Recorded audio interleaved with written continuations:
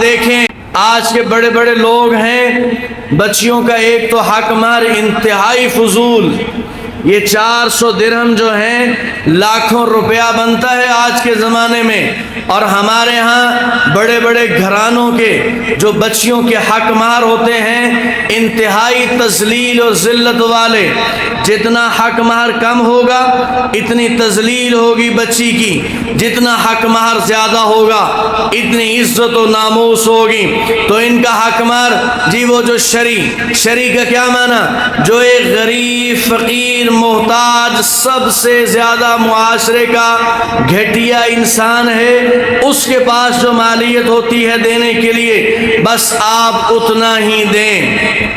اتنا ہی۔ نبی علیہ السلام نے اپنی ساری بیویوں کو 400 دینار حق مہر دیا ہے۔ 200 دینار اگر کسی کے پاس، 400 درہم، 200 درہم اگر کسی کے پاس ہوں تو یہ 200 درہم یہ بندہ صاحب نصاب ہو جاتا ہے، اس پر زکوٰۃ لازم ہو جاتی ہے، زکوٰۃ دینا۔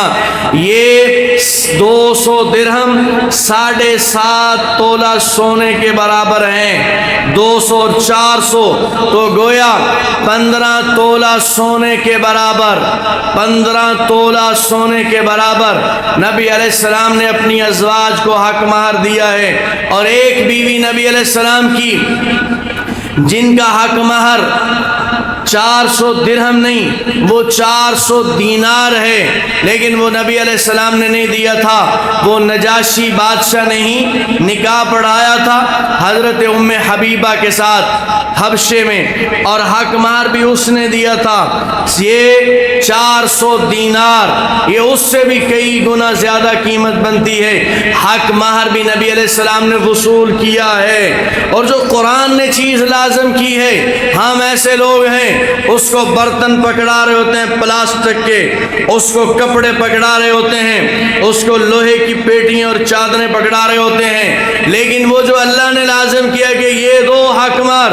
وہ یا تو دیتے ہی بہت قلیل ہیں یا نکاح کے وقت وہاں عورتیں بیٹھی ہوئی ہوتی ہیں وہ اس کو مجبور کر رہی ہوتی ہیں کہ دائیں ہاتھ سے حق مہر پکڑو، بائیں ہاتھ سے بھائی کیوں واپس کرے جب اللہ نے دیا ہے اس کو۔ یہ 100% حلال رزق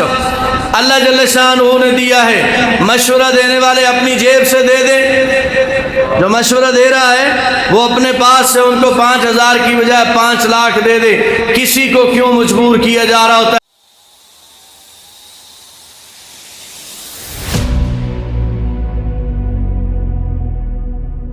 صحابہ اکرام کی، اہل بیت کی،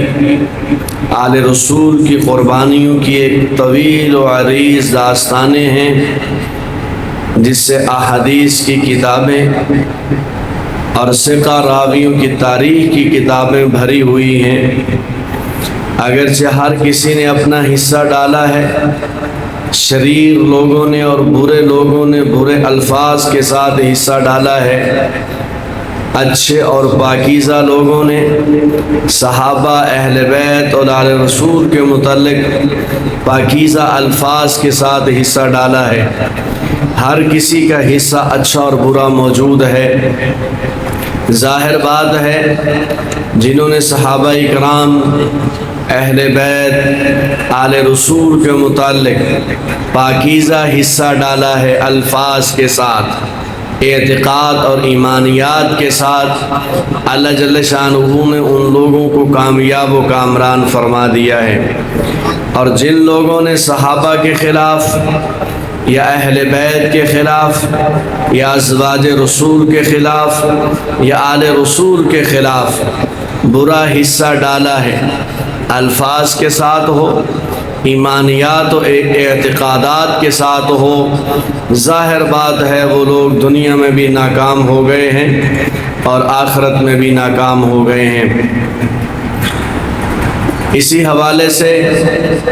آج ارادہ تھا حضرات حسنین کریمین رضی اللہ تعالیٰ عنہما، ان کی والدہ جنتی عورتوں کی سردار اما فاطمہ رضی اللہ تعالیٰ عنہ کے احوال کا تذکرہ کرنے کا۔ یقینی بات ہے جناب رسول اللہ صلی اللہ علیہ وسلم نے فرمایا کہ میری یہ جو بیٹی فاطمہ ہے، سید نساء اہل الجنہ الفاطمہ، نبی علیہ السلام نے فرمایا یہ میری بیٹی فاطمہ جنتی عورتوں کی سردار ہے۔ جب وہ جنتی خواتین کی سردار ہیں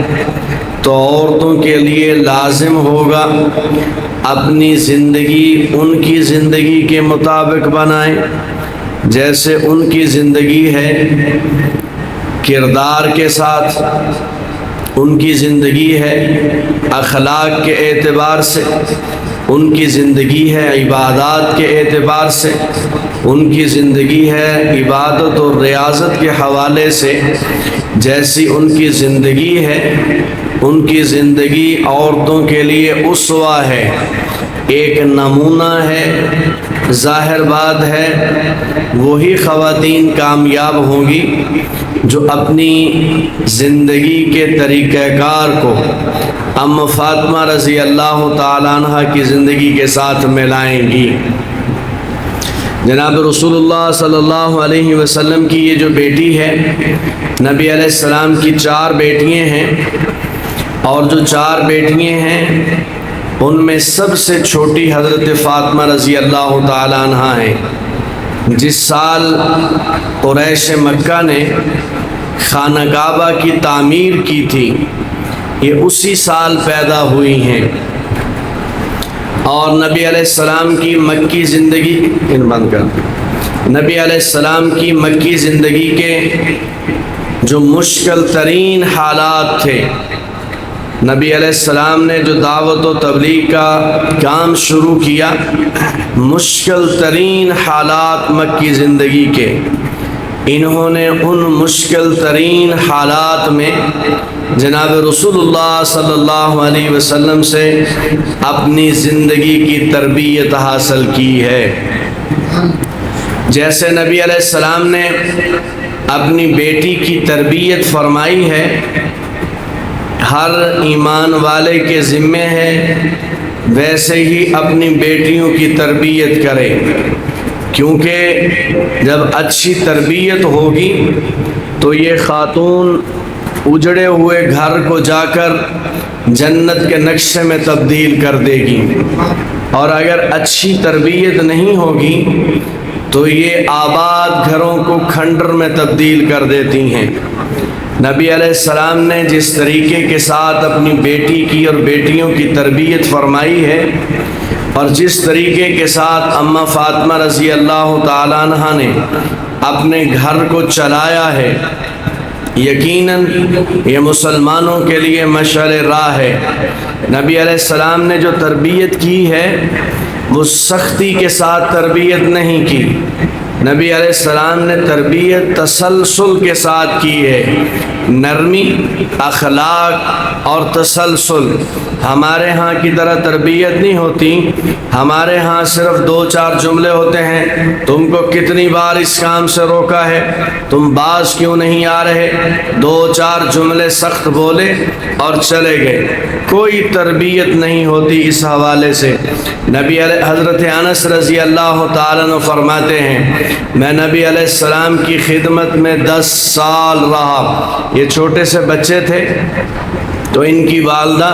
نبی علیہ السلام کی خدمت میں چھوڑ گئیں اور عرض کیا کہ یا رسول اللہ یہ آپ کا خادم ہے، یہ آپ کے پاس رہے گا،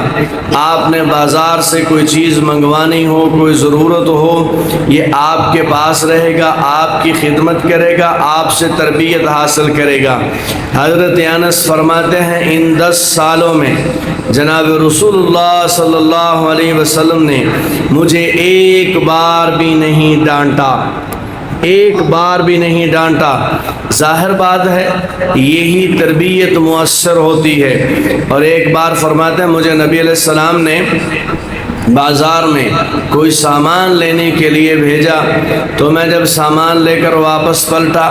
تو کسی چوک و چوراہے پر کوئی تماشبین تماشا لگائے ہوئے تھا، لوگ اس کے ارد گرد جمع تھے، تو تماشا دیکھنے کے لیے میں بھی کھڑا ہو گیا۔ تھوڑی دیر گزری ہے کہ جناب رسول میں نے دیکھا میرے کندھے پر کسی نے ہاتھ رکھا ہے اور اس ہاتھ کی ٹھنڈک کو میں نے اپنے دل پر محسوس کیا ہے۔ میں نے یوں پلٹ کر دیکھا تو جناب رسول اللہ صلی اللہ علیہ وسلم کھڑے تھے اور فرماتے ہیں مجھے ڈر ہوا کہ میں نے دیر لگا دی ہے، سامان لے کر جانے میں دیر لگا دی ہے۔ یہاں مائیں اولاد کی تربیت کر رہی ہوتی ہیں، بچہ اگر ماچس دیر سے لے کر آئے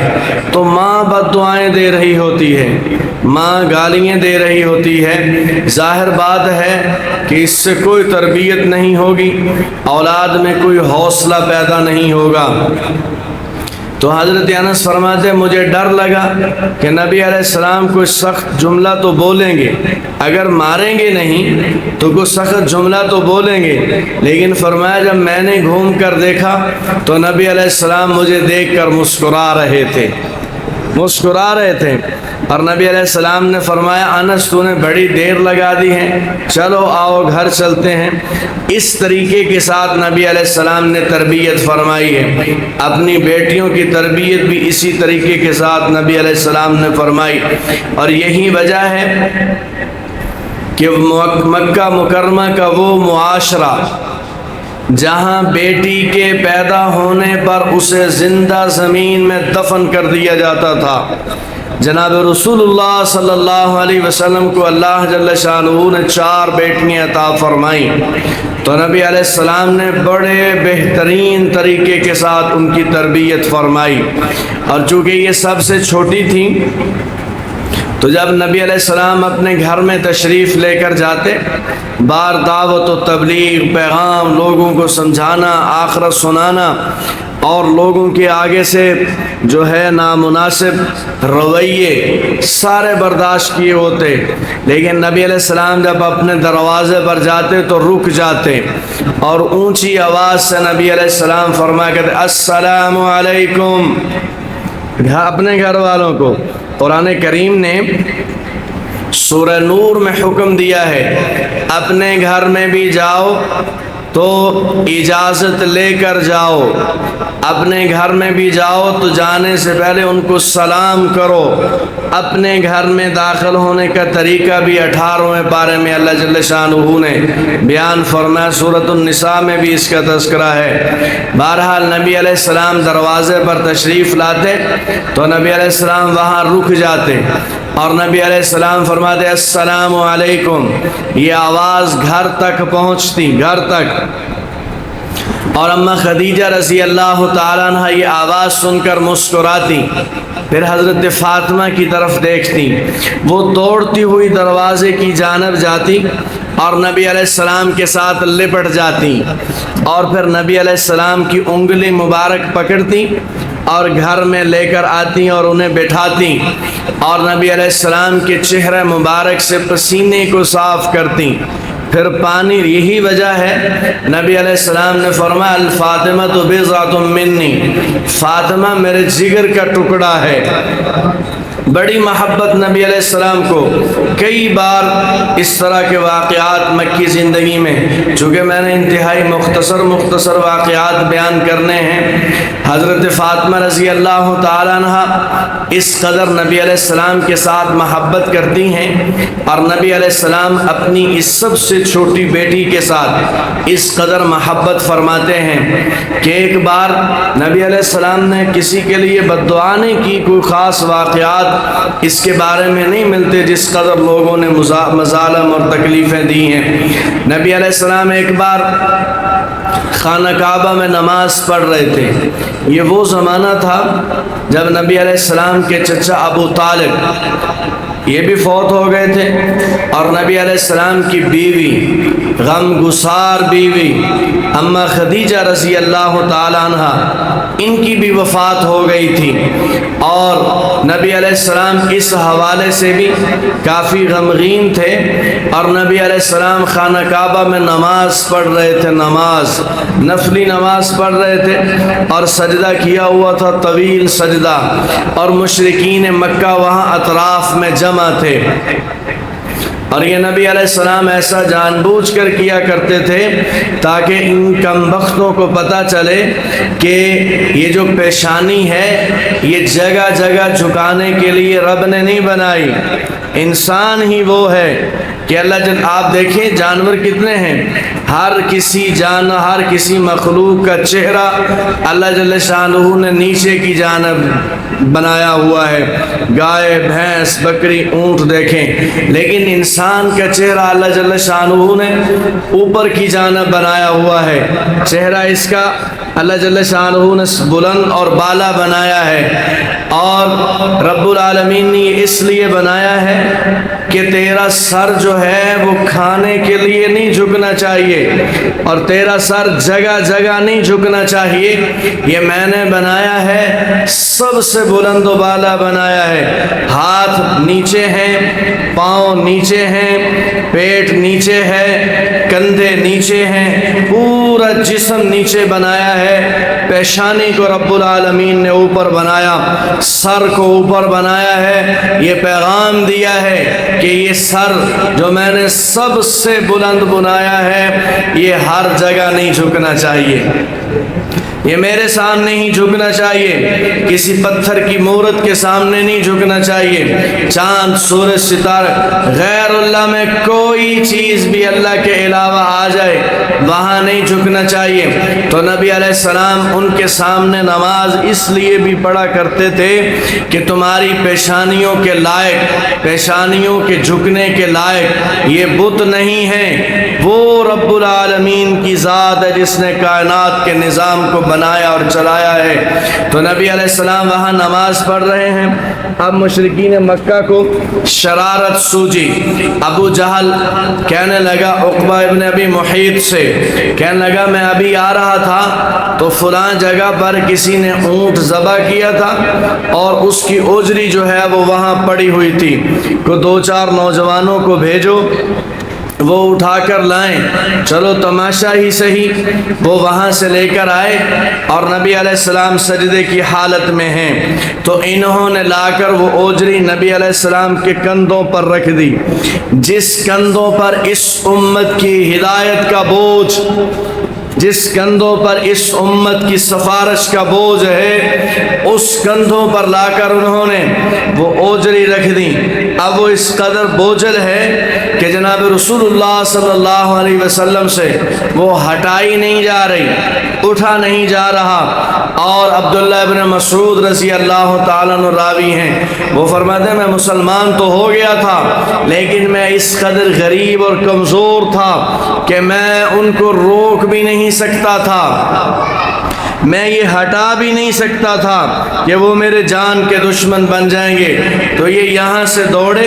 نبی علیہ السلام کے گھر میں جا کر خبر دی، حضرت فاطمہ رضی اللہ تعالیٰ عنہ تھوڑی سی عمر ہے، 8-9 سال کی عمر، 10 سال کی عمر ہے، تھوڑی سی عمر ہے، یہ وہاں سے آئیں اور نبی علیہ السلام کے کندھوں سے اس اوجری کو ہٹایا اور کافروں کو سخت اور سست کہا، پھر پانی کے کنویں کے پاس گئیں، وہاں پانی، نبی علیہ السلام رو رہے ہیں، اللہ جل شانہ کی بارگاہ میں رو رہے ہیں کہ یا اللہ یہ کم بخت خود تو تیرے سامنے نہیں جھکتے، مجھے بھی چین کے ساتھ عبادت نہیں کرنے دیتے، مجھے بھی چین کے ساتھ رہنے نہیں دیتے، میں ان کو آگ سے بچانے کی کوشش کر رہا ہوں، یہ مجھے تکلیف پہنچانے میں لگے ہوئے ہیں، اور اماں اس کی وجہ سے وہ صاف کر رہی ہیں، پھر صاف کرتے کرتے بد دعا کی ہے، بد دعا کی اور کہا یا اللہ ان کافروں کو پکڑ لے۔ عبداللہ ابن مسعود رضی اللہ تعالیٰ فرماتے ہیں جب یہ بیٹی نے بد دعا کی ہے تو جناب رسول اللہ صلی اللہ علیہ وسلم نے بھی ہاتھ مبارک اٹھائے اور عرض کیا کہ یا اللہ ان کو دیکھ لے، ان کو گن لے، ابو جہل ہو، عتبہ ہو، شیبہ ہو، ولید ہو، عقبہ ابن ابی محیط ہو، ان کافروں کو گن لے یا اللہ، اور یا اللہ ان کو پکڑ لے۔ عبداللہ ابن مسعود رضی اللہ تعالی عنہ فرماتے ہیں پھر چند سال ہی گزرے ہیں اس واقعے کے، 2-3 سال ہی گزرے ہیں، میں نے دیکھا یہ جن ان کافروں نے نبی علیہ السلام کے سجدے کی حالت میں آپ پر اوجری کو رکھا تھا اور وہ ہنس رہے تھے اور ٹھٹھا اور مذاق کر رہے تھے اور آپس کے اندر خوش طبیعیں کر رہے تھے، وہ فرماتے ہیں میں نے بدر کے میدان میں دیکھا کہ یہ جو بڑے بڑے کافر تھے سرکش، جن کے بارے میں اللہ کا رسول نے بد دعا کی کہ یا اللہ ان کو گن لے اور ان کو پکڑ لے اور ان کو عبرت کا نشان بنا دے، یہ بدر کے میدان میں قتل ہوئے پڑے ہیں، ان کی لاشیں بکھری ہوئی ہیں، ان کے سر کٹے ہوئے ہیں اور صحابہ کے گھوڑے ان کی لاشوں پر سے دوڑ رہے ہیں۔ پھر میں نے بدر کے میدان میں وہ منظر بھی دیکھا کہ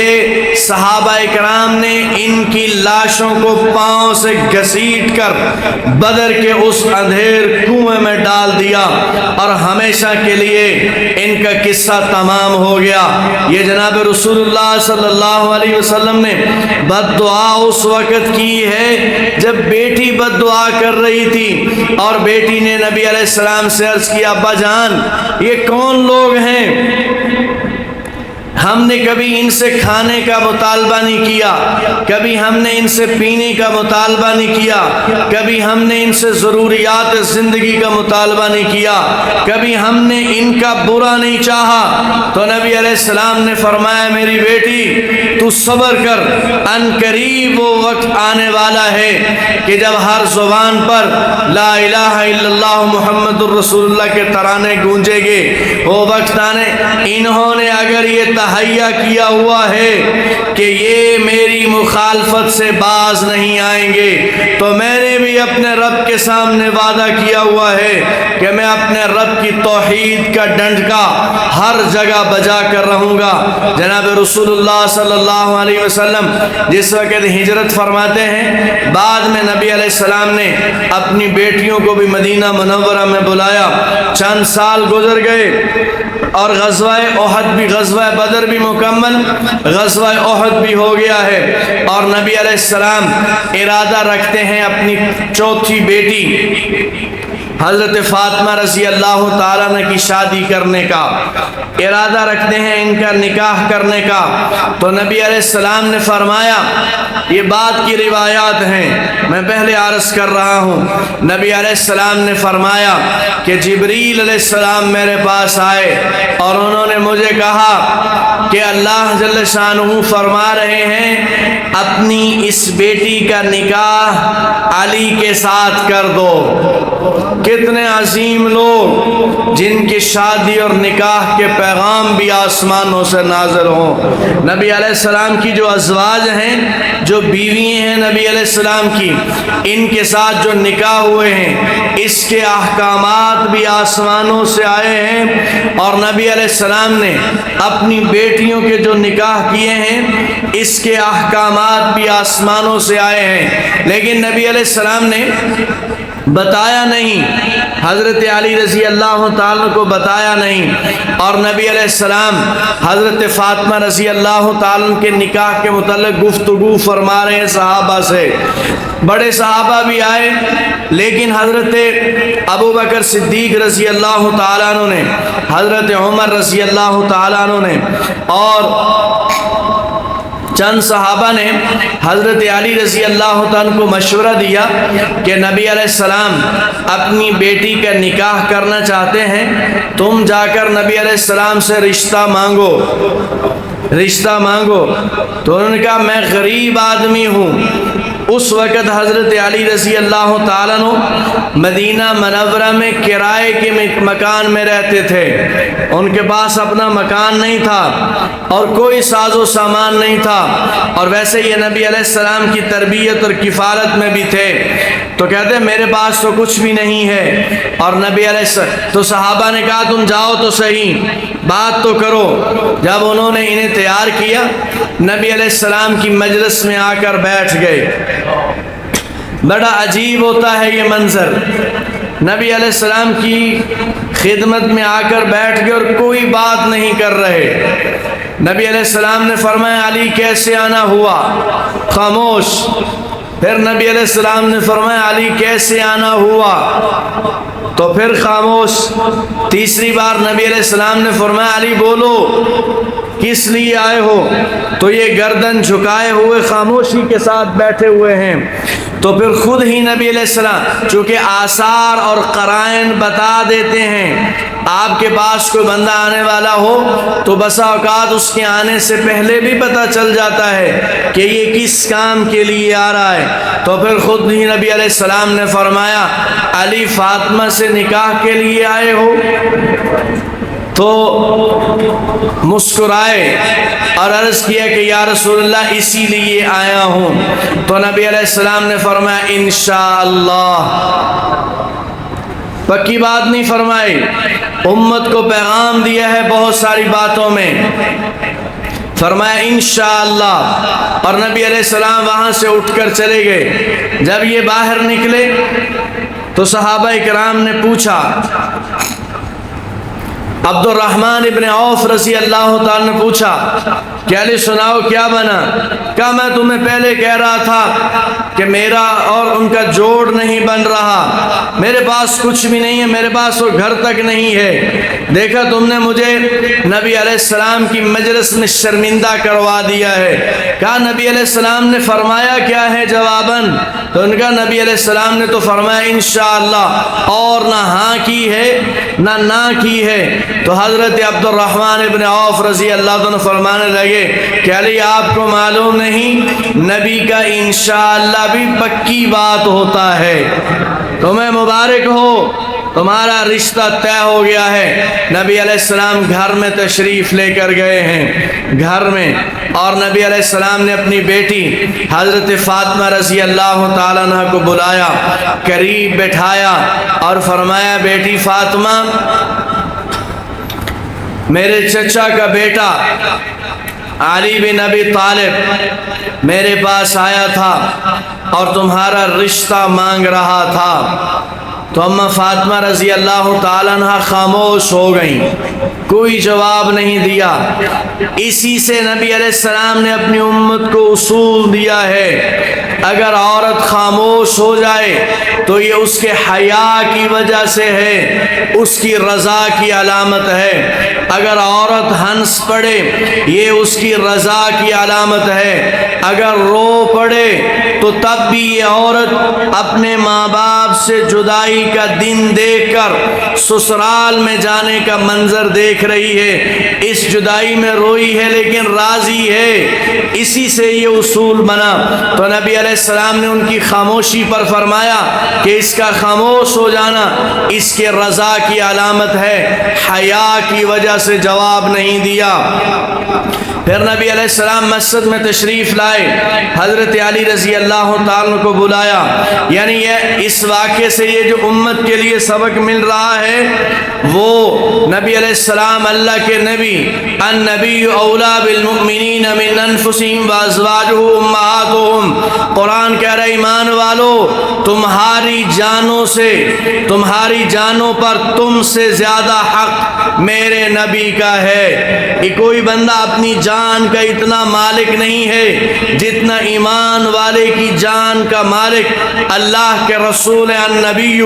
اولا بالمؤمنین من انفسہم، ہر ایمان والے کی جان پر اس کی اپنی جان سے زیادہ حق جناب رسول اللہ صلی اللہ علیہ وسلم کا ہے۔ پھر آسمان سے بھی وحی آ چکی ہے کہ نکاح کر دو، لیکن نبی علیہ السلام نے امت کو ایک پیغام دیا ہے،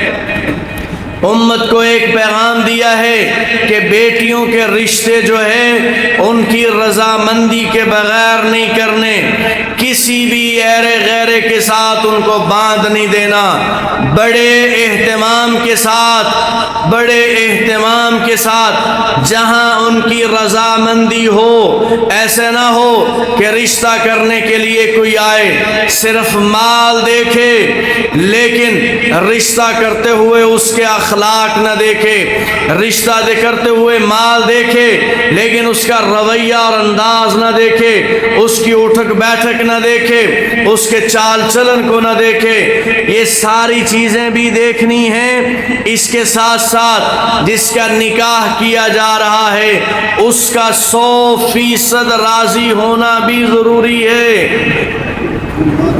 تو جناب رسول اللہ صلی اللہ علیہ وسلم نے حضرت علی رضی اللہ عنہ کو بلایا اور فرمایا علی تمہارے پاس کچھ ہے؟ عرض کیا یا رسول اللہ میرے پاس تو کچھ نہیں ہے۔ نبی علیہ السلام نے فرمایا کہ تمہارے پاس ایک زرہ تھی جو میں نے ہی تمہیں دی تھی، وہ کہاں ہے؟ عرض کیا یا رسول اللہ وہ گھر میں پڑی ہے۔ فرمایا وہ اٹھا کر لاؤ۔ تو جب لے کر آئے آپ نے فرمایا اس کو بیچ کر آؤ، حق مہر اس کے ذریعے سے ادا کرنا ہے۔ وہ 480 درہم میں فروخت ہوئی، 480 درہم میں۔ تو نبی علیہ السلام نے وہ حق مہر میں لیا۔ آپ دیکھیں آج کے بڑے بڑے لوگ ہیں، بچیوں کا ایک تو حق مہر انتہائی فضول، یہ 400 درہم جو ہیں لاکھوں روپیہ بنتا ہے آج کے زمانے میں۔ اور ہمارے ہاں بڑے بڑے گھرانوں کے جو بچیوں کے حق مہر ہوتے ہیں انتہائی تذلیل اور ذلت والے، جتنا حق مہر کم ہوگا اتنی تذلیل ہوگی بچی کی، جتنا حق مہر زیادہ ہوگا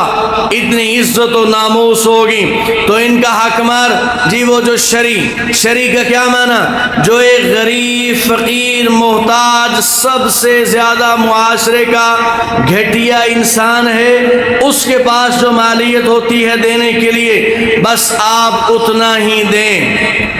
اتنا ہی۔ نبی علیہ السلام نے اپنی ساری بیویوں کو 400 درہم، 200 درہم اگر کسی کے پاس ہو تو یہ 200 درہم یہ بندہ صاحب نصاب ہو جاتا ہے، اس پر زکوٰۃ لازم ہو جاتی ہے، زکوٰۃ دینا۔ یہ 200 درہم 7.5 تولہ سونے کے برابر ہیں، 200 اور 400 تو گویا 15 تولہ سونے کے برابر، 15 تولہ سونے کے برابر نبی علیہ السلام نے اپنی ازواج کو حق مہر دیا ہے۔ اور ایک بیوی نبی علیہ السلام کی جن کا حق مہر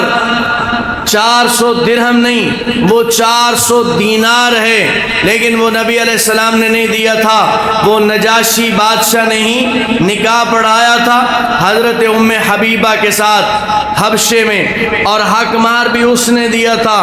یہ 400 دینار یہ اس سے بھی کئی گنا زیادہ قیمت بنتی ہے، حق مہر بھی نبی علیہ السلام نے وصول کیا ہے۔ اور جو قرآن نے چیز لازم کی ہے، ہم ایسے لوگ ہیں اس کو برتن پکڑا رہے ہوتے ہیں پلاسٹک کے، اس کو کپڑے پکڑا رہے ہوتے ہیں، اس کو لوہے کی پیٹیاں اور چادریں پکڑا رہے ہوتے ہیں، لیکن وہ جو اللہ نے لازم کیا کہ یہ دو حق مہر،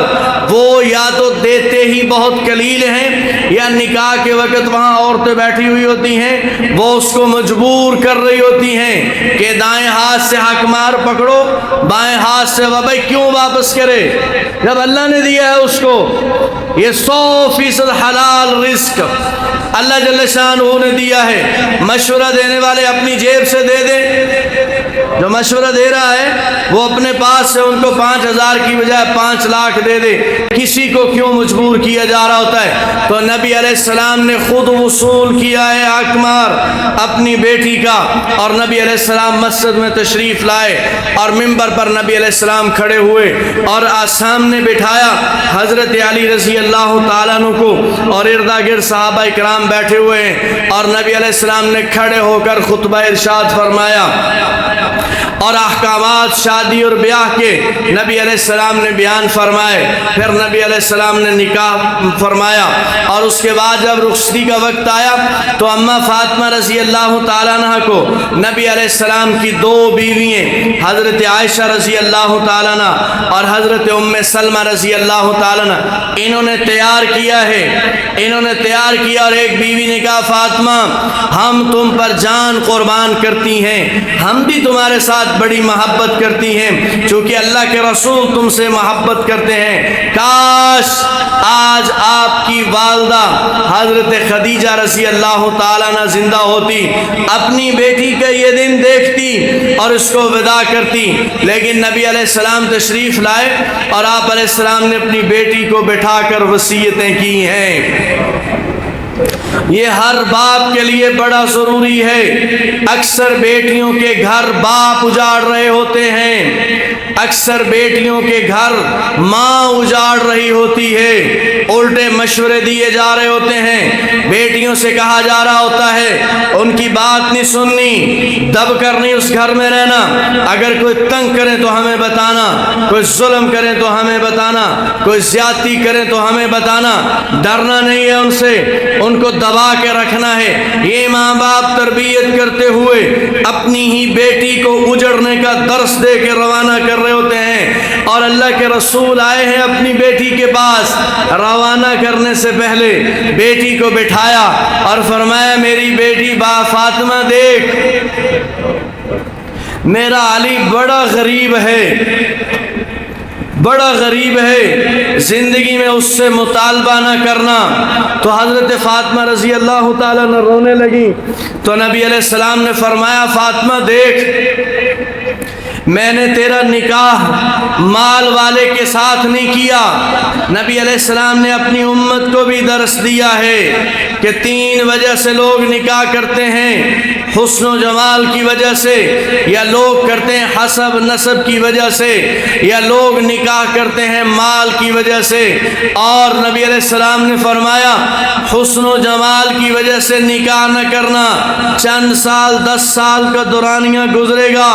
یہ چہرے کی خوبصورتی بڑھاپے کی جھریوں میں تبدیل ہو جائے گی۔ حسب نسب کی وجہ سے نہ کرنا، ہر کسی کا حسب نسب ہے، اور نبی علیہ السلام نے فرمایا مال کی وجہ سے نہ کرنا، یہ ایک سایہ ہے، آج اس در پہ کھڑا ہے تو کل اس دروازے تک پہنچ جائے گا، آج دائیں سمت ہے تو پھر یہ بائیں سمت پہنچ جائے گا۔ اور پھر نبی علیہ السلام نے فرمایا اگر نکاح کرنا ہو تو دین کی وجہ سے کرنا، دین کی وجہ سے کرنا۔ یہ اپنی بیٹی کے ساتھ نبی علیہ السلام نے کر کے دکھایا، اور نبی علیہ السلام نے فرمایا کہ بیٹی دیکھ، جب یہ رو رہی ہیں تو تسلی دینے کے لیے اب ظاہر بات ہے ایک گھر سے جو دوسرے گھر میں جا رہی ہیں، ایسے گھر میں بیاہی جا رہی ہیں جس کا اپنا گھر نہیں ہے، جس کے پاس حق مہر ادا کرنے کی بھی پیسے نہیں تھے، تو رونا بنتا ہے۔ نبی علیہ السلام نے تسلی دی، نبی علیہ السلام نے فرمایا بیٹی فاطمہ دیکھ،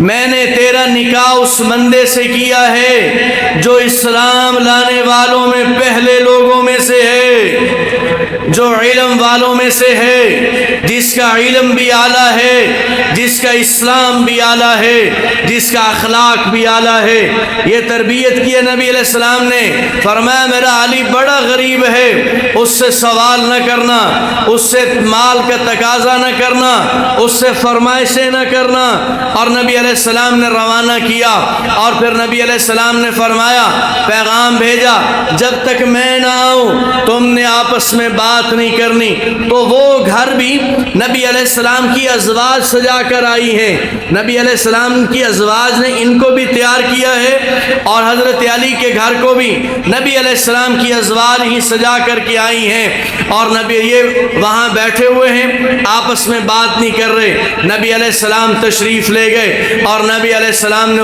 فرمایا وضو کے لیے پانی لے کر آؤ، پانی لایا گیا، آپ علیہ السلام نے وضو کیا، جو پانی برتن میں بچا ہوا تھا وہ نبی علیہ السلام نے دونوں کے اوپر اس کے چھینٹے لگائے، اور دعا کی کہ یا اللہ ان دونوں میں بھی برکت ڈال، ان کی اولاد میں بھی برکت ڈال، ان کی اولاد میں بھی برکت ڈال۔ میرے بھائیوں اس طرح کا شاندار نکاح، اور جب ولیمہ ہوا یہ بڑا شاندار ولیمہ ہے۔ نبی علیہ السلام نے 3-4 دن کے بعد حضرت علی سے فرمایا علی ولیمہ کرو، تو صحابہ بیٹھے ہوئے ہیں، یا رسول اللہ میرے پاس تو کچھ بھی نہیں، تو آپ نے فرمایا انتظام کی کوشش کرو۔ تو عبد الرحمن ابن عوف رضی اللہ تعالیٰ وہاں بیٹھے ہوئے تھے، وہ بازو پکڑ کر ساتھ لے گئے، کہا فکر نہیں کرنی۔ نبی علیہ السلام نے کہا تو ابھی انتظام کرتے ہیں۔ جتنے صحابہ سن رہے تھے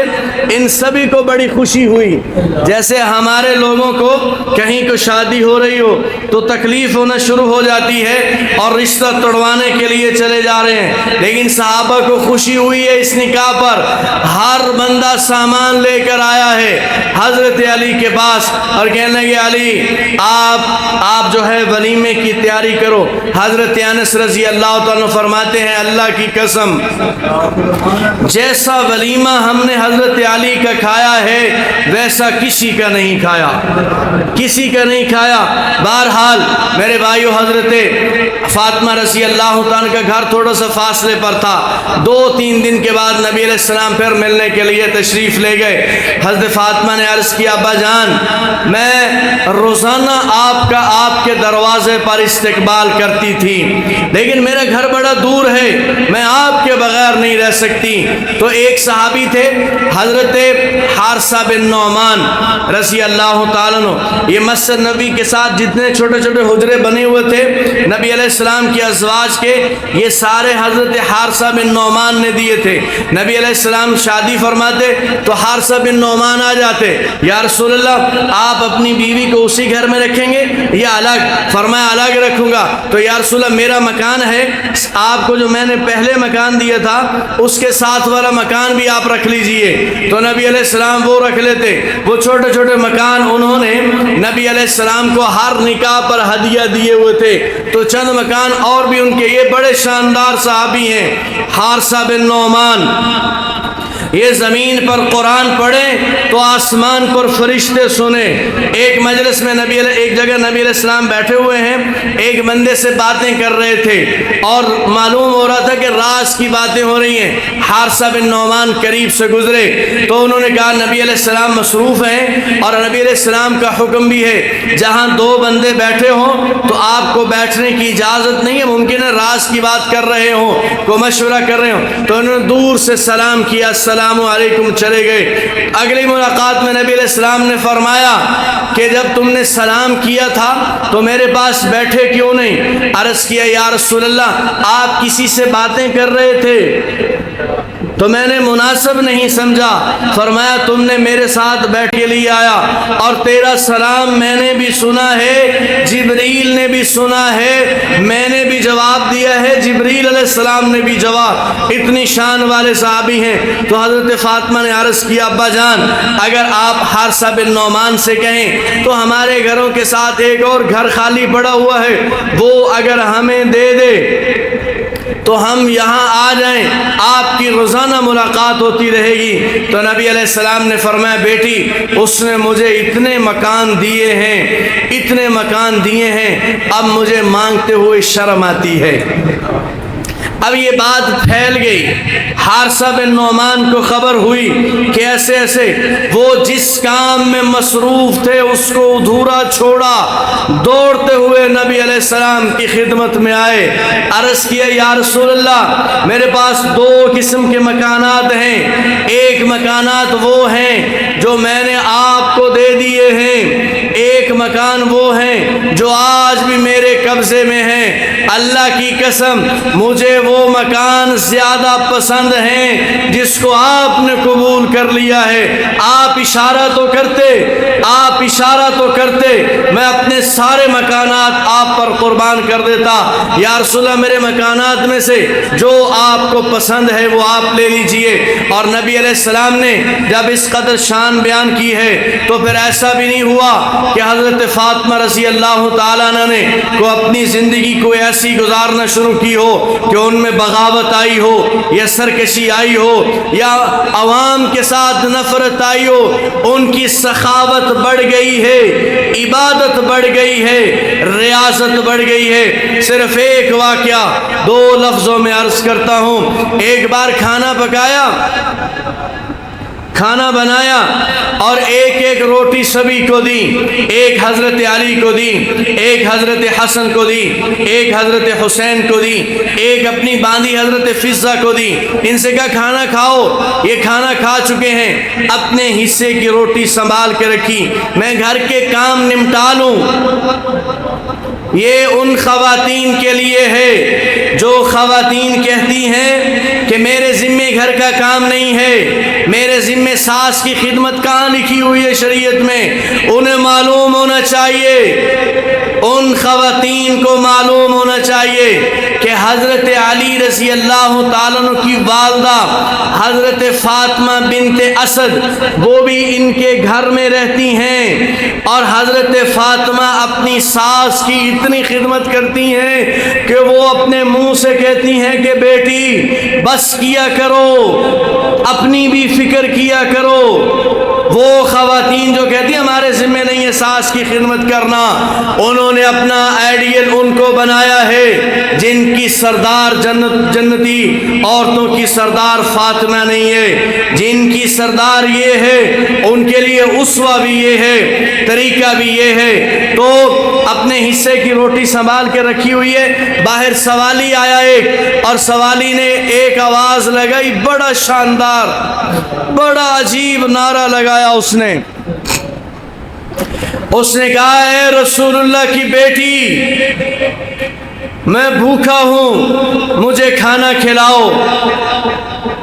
میں بھوکا ہوں مجھے کھانا کھلاؤ۔ حضرت فاطمہ رضی اللہ تعالیٰ نے اپنے حصے کی روٹی اٹھائی